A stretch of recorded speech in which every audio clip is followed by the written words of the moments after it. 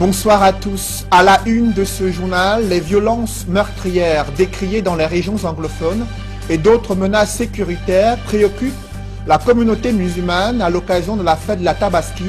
Des prières sont axées sur le retour à la paix et la préservation du pays des risques de chaos durant l'élection présidentielle. Coup de projecteur ce soir sur le corridor Yaoundé-Brazzaville, plus de 6 ans après l'annonce d'un tel projet infrastructurel dans la sous-région Afrique centrale. L'axe routier Saint-Mélima-Djoum piétine dans la région du sud. Des automobilistes vivent un véritable calvaire indescriptible. Les populations riveraines sont aux abois. La question des indemnisations, loin d'être réglée, bloque ce projet d'intégration sous-régionale. À suivre dans ce journal le carnet de route de nos reporters sur l'axe Saint-Mélima-Djoum.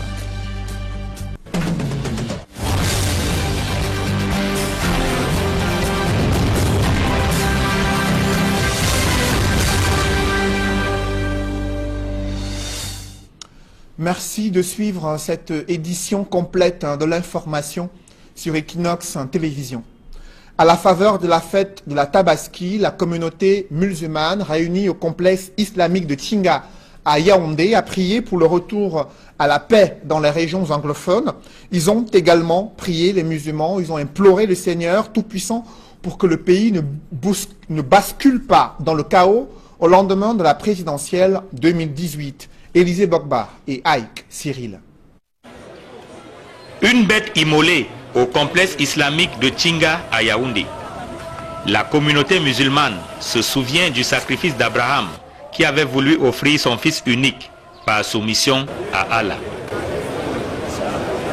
La fête de la Tabaski, Aïd el-Kébir, offre l'occasion aux fidèles musulmans de prier pour la paix au Cameroun. Je demande à Allah subhanahu wa ta'ala, je demande au Seigneur de faire ce pays un pays de paix, de prospérité, là où l'amour et l'entente et l'harmonie règnent entre les concitoyens. Dans un pays tourmenté par de nombreuses crises, dont la crise anglophone qui a provoqué des déplacements internes et externes, le prédicateur attire une fois encore l'attention sur la nécessité de préserver la paix. Sans paix, on ne peut rien. Pas d'accès à l'éducation, ni à la santé, ni à la nutrition.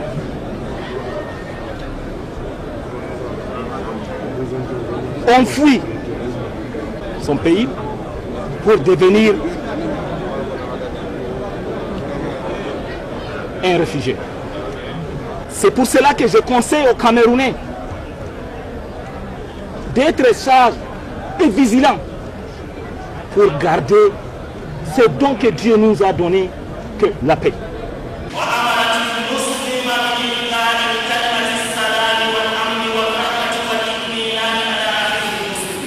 Les fidèles musulmans ont pris d'assaut le complexe islamique de Tchinga à Yaoundé. Parmi eux, les autorités administratives et politiques qui souscrivent à la nécessité de préserver la paix et la sécurité, surtout en cette période électorale. Le 7 octobre, le peuple camerounais va choisir celui qui présidera à ses destinées. Le 7 octobre, c'est demain.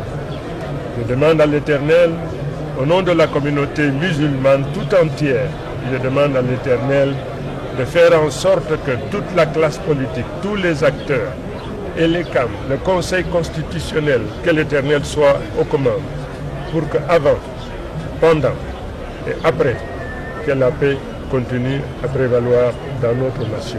Par obéissance et par soumission, Abraham, le père des croyants, avait voulu offrir son fils en sacrifice à Dieu. Ce geste est repris à la faveur de l'Aïd el-Kébir par la communauté musulmane qui prie également pour la paix au Cameroun et dans le monde.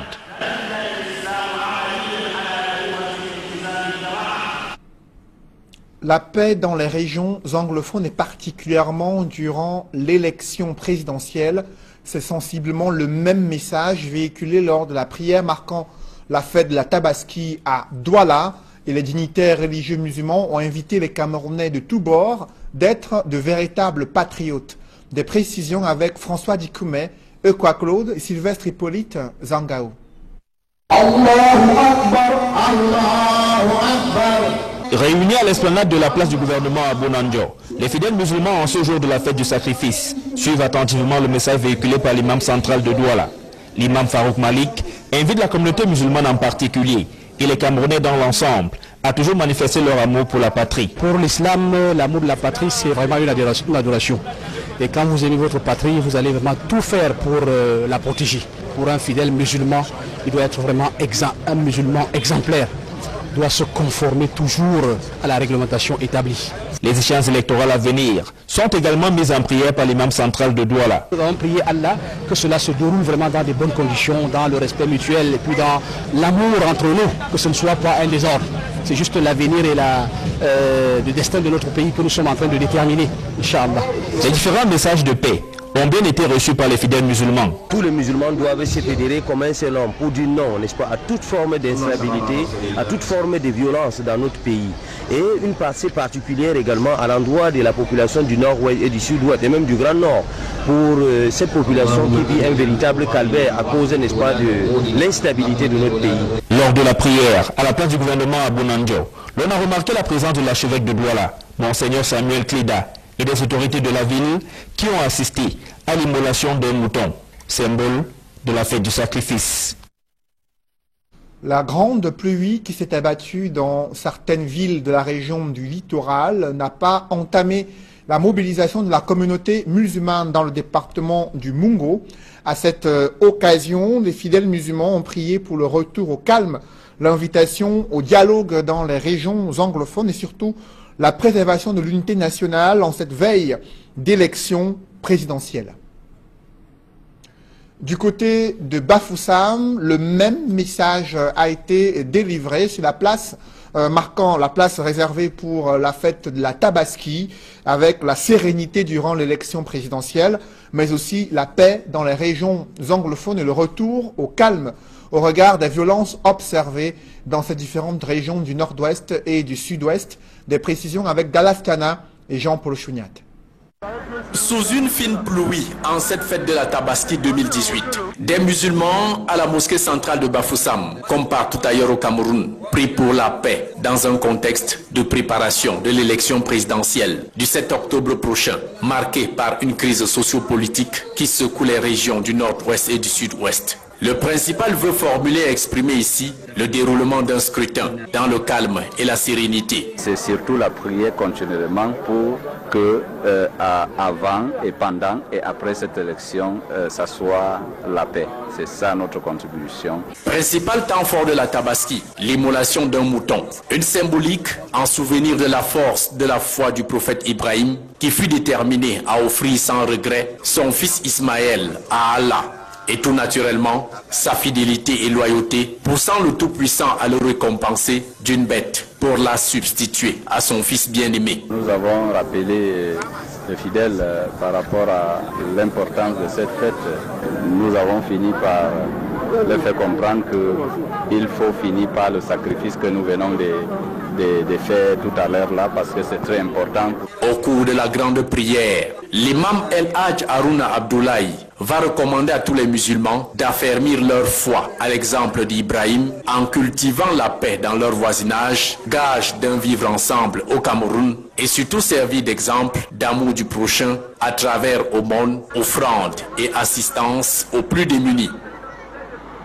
Et pour célébrer ce vivre ensemble, les fidèles musulmans ont invité leurs voisins d'autres obédiences religieuses pour partager le repas et célébrer cette fête de la Tabaski durant des réjouissances qui se sont déroulées dans des domiciles du côté de Yaoundé.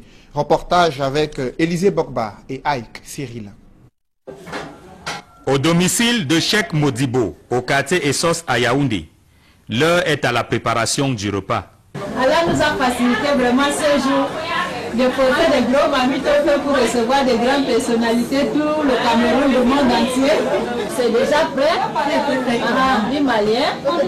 Et on a le mouton déjà, la viande du mouton déjà braisée, on est en train de assaisonner et les côtes. Oui, et bientôt on va passer à table. Sont conviés à ce repas non pas seulement des amis et connaissances, mais aussi de simples passants. Cheikh Modibo, en réalité, applique l'un des principes de l'islam qui veut qu'à l'occasion de la tabaski, une partie de la bête immolée soit partagée, même avec des inconnus.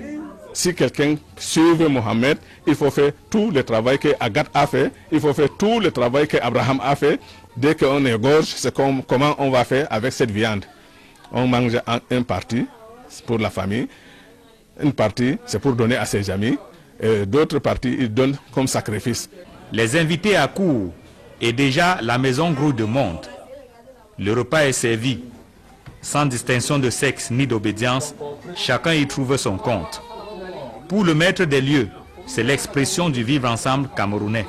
Notre prophète est exemplaire pour enseigner le vivre ensemble. Ça, c'est notre prophète. Quand il a quitté la Mecque pour aller à Madine, il est parti à la Madine avec l'islam. Il a trouvé, il y a les juifs là-bas, à Madine. Il y a les chrétiens, à Madine. Il y a les païens qui n'ont même pas de religion. Mais il est resté là-bas, il a enseigné le vivre ensemble. Tout le monde vient là, il mange. Même si le table est fini, on prépare encore, on remplace. Ainsi va la fête de la Tabaski, l'Aïd el-Kébir. La prière de la mosquée a cédé la place aux réjouissances dans les familles. Et c'est cela aussi, joindre l'utile à l'agréable. Tout le monde n'avait pas le cœur réjouissance, et pour cause, dans les régions anglophones, les populations vivent au rythme des incendies des bâtiments publics et des établissements scolaires. Le ministre de l'administration territoriale a fait le constat lors d'une descente à Bamenda, Paul Atangandi, qui a tenu à rassurer les populations sur les mesures prises pour les protéger, mais aussi interpeller ces groupes armés qui, selon lui, vont être neutralisés. Des précisions avec Flavien Ndongo dans ce reportage. Sur les décombres des édifices publics et privés incendiés par des sécessionnistes à Bamenda, dans la région du Nord-Ouest, le ministre de l'administration territoriale et des autorités locales. Nous sommes tous pénibles parce que je ne peux pas comprendre cette attitude. Les centres de santé sont incendiés, les bureaux administratifs sont incendiés, les hôpitaux sont incendiés, les écoles sont incendiées. Et après, il va falloir demander encore au gouvernement l'argent pour construire ce que vous venez d'incendier. Je crois que c'est une attitude irresponsable.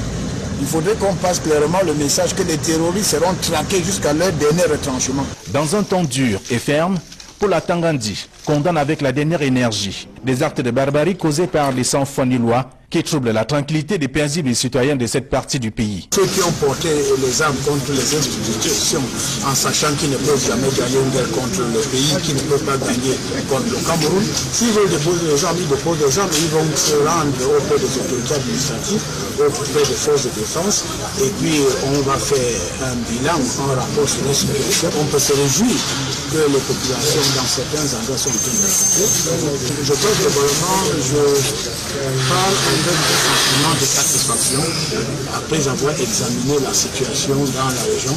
La réunion de sécurité organisée à Bamenda a été l'occasion pour le patron de la territoriale et ses collaborateurs sur le plan local de plancher sur les stratégies adoptées avant, pendant et après le scrutin du 7 octobre prochain. Il y a les poches de résistance, mais globalement, je crois que je viens de passer 3 jours. Je peux vous dire que la région est calme. Le chef d'État m'a chargé, n'est-ce pas, de transmettre au gouverneur et aux forces de défense ses encouragements et ses félicitations pour le bon travail et que le soutien soit apporté à Elekam. Parce que l'ECAM, c'est l'organe indépendant chargé d'organiser les élections. Le MINAD accompagne l'ECAM au plan logistique et au plan sécuritaire et d'apporter l'appui nécessaire à l'ECAM pour que les élections se déroulent paisiblement. Les mêmes mesures, a-t-on appris, seront implémentées dans la région du Sud-Ouest, tout en rappelant que le Cameroun est un pays de paix et reste un et indivisible. Paul Atangandi a invité les populations à collaborer au maximum avec les forces du maintien de l'ordre. Vous n'avez peut-être pas encore emprunté la route sans Mélima Djoum, dans la région du Sud.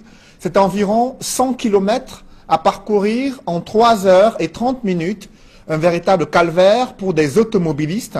Également l'aménagement de cet axe routier piétine, au point où une partie du tronçon n'a pas encore été bitumée. Les populations victimes d'expropriation réclament toujours les indemnisations.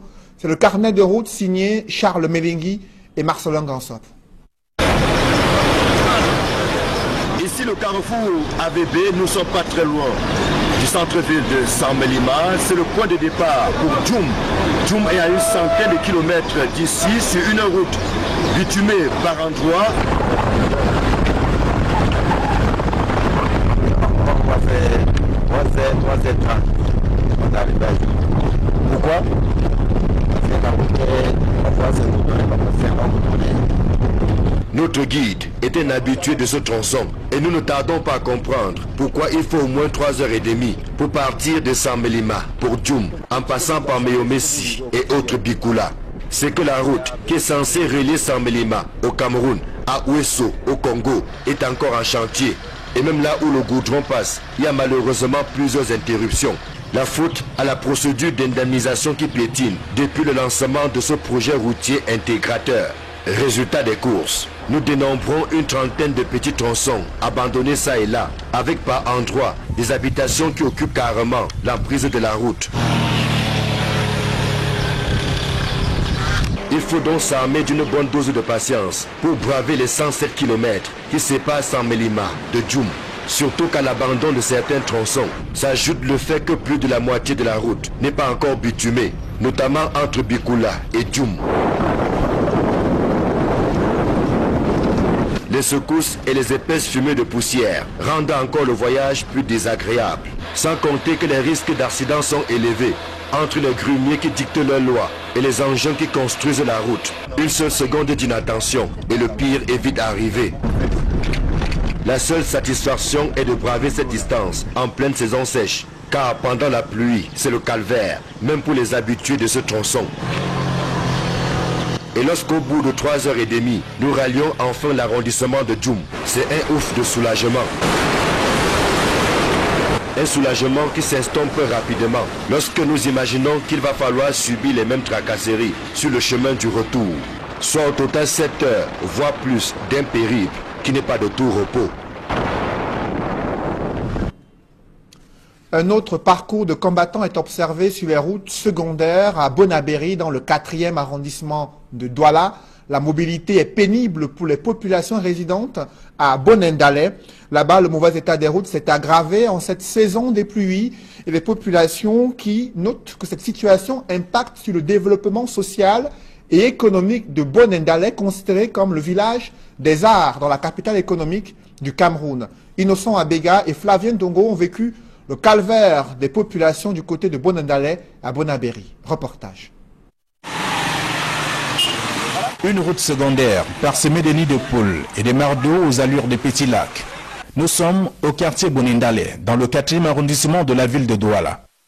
Notre route de Bonendalé, nous le chauffeurs en train de souffrir sur la route de l'abattoir. Vraiment, vous avez vu, il y a le trou, voilà, mais pas de problème. Ces plaintes ne datent pas de nos jours. Les populations de cette partie de la ville me croient du noir, sous le regard parfois impuissant des élus locaux. C'est eux qui nous produisent beaucoup d'argent. Il y a les bœufs, chaque temps on a au moins plus de 500 000 bœufs ici. Chaque jour qu'il y a un abattoir. Bon, on ne voit pas pourquoi on ne peut pas ranger cette route qui produit l'argent dans le pays. Les enfants peuvent aller à l'école normalement, les classes vont commencer dans bientôt. Sur le plan du commerce, ça ne marche pas bien. Les gens viennent chercher la viande ici, on transporte la viande avec la boue pour aller vendre aux gens. C'est très très grave. Les pluies qui s'abattent sur la ville de Douala ne favorisent non plus la situation des habitants de Bonendalé qui vivent le calvaire à cause du mauvais état de la bretelle qui part de l'abattoir industriel à la sortie du quartier pour une distance d'environ 2 km. Partant de chez moi pour le goudron, n'est-ce pas? En temps normal, c'est 7 minutes, quand la route est bien. Et puis, à cet état-ci, ça prend au moins 45 minutes. Tu dois rouler doucement. Moins de 2 km. En carburant, en entretien de véhicule et tout, c'est très très grave. Le spectacle vécu sur Seine-Bretelle est désolant. En cette veille de rentrée scolaire, si rien n'est fait, les élèves auront du mal à rallier la plupart des établissements scolaires de cette partie de la ville. Et plus grave, les propriétaires des véhicules et des engins à 2 roues sont contraints de parcourir les garages toutes les semaines à cause des pannes créées suite au mauvais état de la route. Quand je fais 2 tours, 3 tours pour arriver en ville, en Dobo, ma voiture je suis déjà en panne.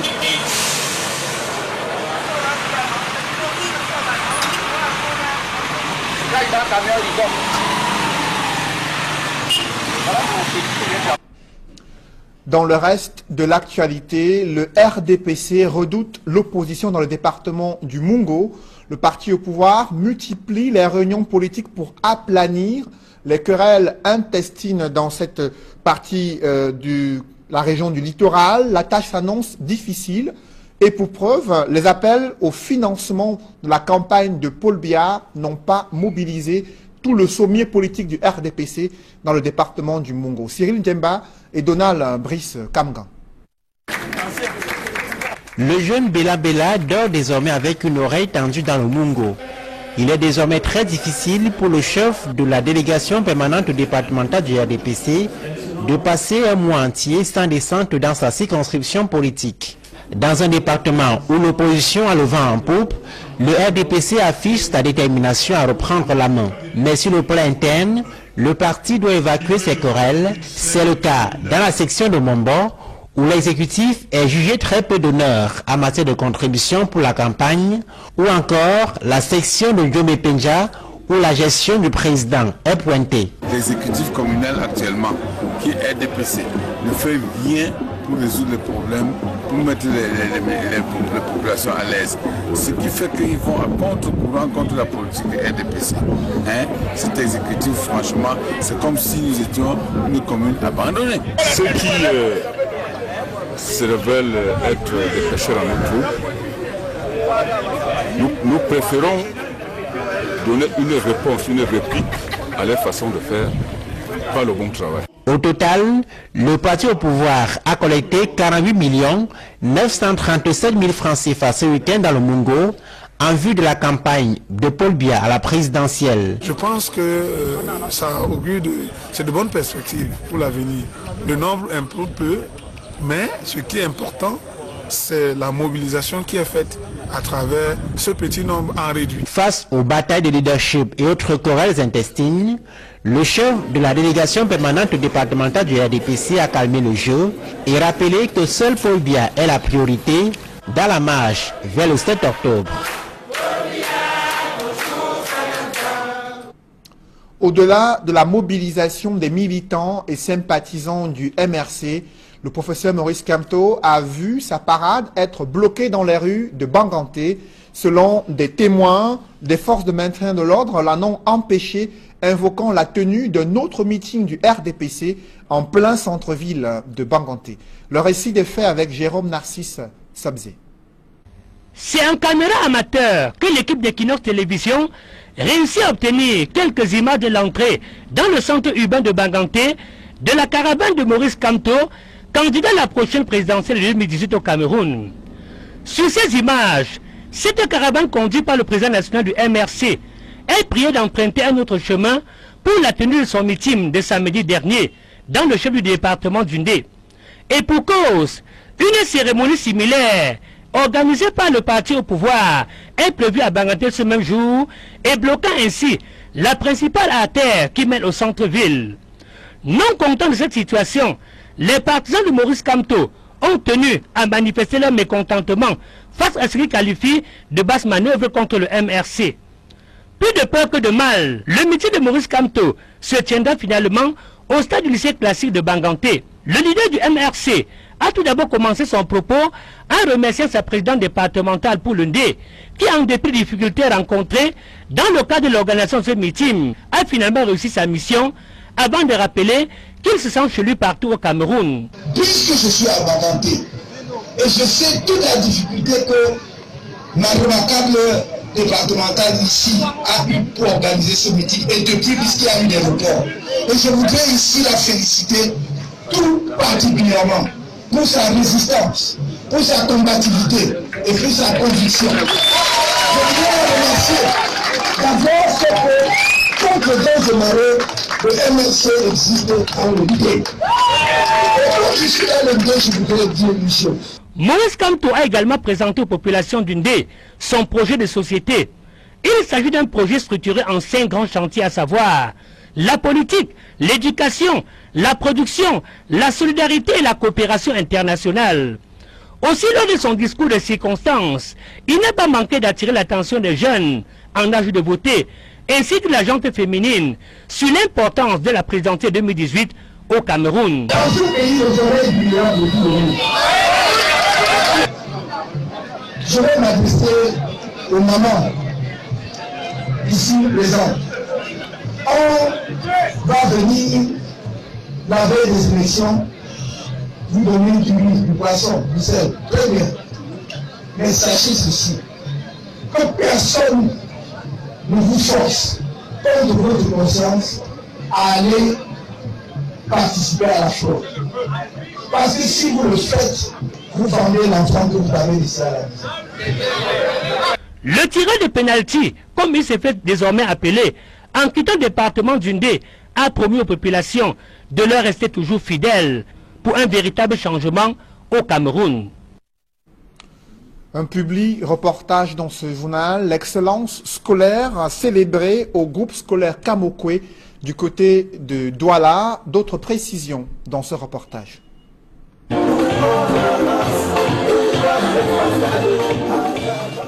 Moment de réjouissance, période de bilan et de projection vers la prochaine année scolaire au groupe scolaire Kamokwe situé à Bépanda. Staff administratif, enseignants, parents, élèves, autorités administratives se sont retrouvés pour célébrer les lauréats et décliner les perspectives à venir dans cet établissement qui reste ouvert et prêt à recevoir les élèves pour la rentrée scolaire 2018-2019. Les ministères ont édité en juillet 2018 la liste des établissements fermés et ceux interdits de fonctionner. Tout naturellement, ni l'école Blaise Pascal, ni le collège polyvalent de Bépanda n'en font partie. Le sous-préfet de Douala 5e a émis un communiqué clair appelant les parents à nous renouveler leur confiance. Pour l'année qui arrive, nous avons plutôt des éléments nouveaux. Toute la cour est maintenant en pavé, on a fini le chantier. Nous avons pour cette rentrée qui arrive un bus et un car que nous avons acheté pour le transport scolaire. Pour l'année qui arrive, pareillement, un enfant du collège et un enfant de l'école primaire iront en France dans le cadre des échanges avec nos partenaires de France. La batterie d'innovation annoncée par les responsables du groupe scolaire Kamokwe vise à consolider les performances des apprenants et enseignants qui ont produit d'excellents résultats durant l'année scolaire qui s'est achevée. Nous avons eu des résultats plus qu'impressionnants en 2017. Nous sommes classés à l'office du baccalauréat camerounais 76e sur les 1180 établissements de l'enseignement secondaire. Et dans le littoral, nous sommes 18e. Et pour ce qui concerne Bépanda, dans le privé, nous sommes en première position. It is really true. We have accepted true tribulation in this last moment. It is does not stop us to make more effort, as you can all see. Je suis très contente parce que je suis dans un collège très bien entouré, avec des enseignants qui nous enseignent bien. Et je voudrais remercier en particulier le fondateur et notre principal, M. Fepi, nous avons encadré cette année 2017-2018. Les responsables du groupe scolaire Kamokwe ont tenu à manifester leur satisfaction de la plus belle des manières en récompensant les meilleurs sans discrimination. Ainsi, élèves du primaire et du secondaire, enseignants ont reçu des prix. Pour aller beaucoup plus loin encore, dans la formation des apprenants, les responsables n'hésitent pas à signer des partenariats, comme c'est le cas avec cette violoniste venue de France. Cette cérémonie de remise des prix aux lauréats était un véritable moment de partage et de réjouissance, ponctué par des chants et animations. À l'instar de ces trophées glanés par les élèves au courant de l'année qui s'achève, celle qui arrive sera encore plus fructueuse grâce à la confiance établie entre les parents et les responsables de l'établissement. Merci aux parents aujourd'hui. Comme nous sommes venus vraiment ensemble pour qu'on encadre nos enfants, que ce structure aille en avant. Il y a beaucoup d'enfants qui ont eu le diplôme ici. Nous sommes là pour les enfants. Débuté le 11 août 2018, les inscriptions au groupe scolaire Kamokwe se poursuivent. Nous disons merci à vous, chers parents, d'avoir Et nous demandons aujourd'hui de fermer la bouche.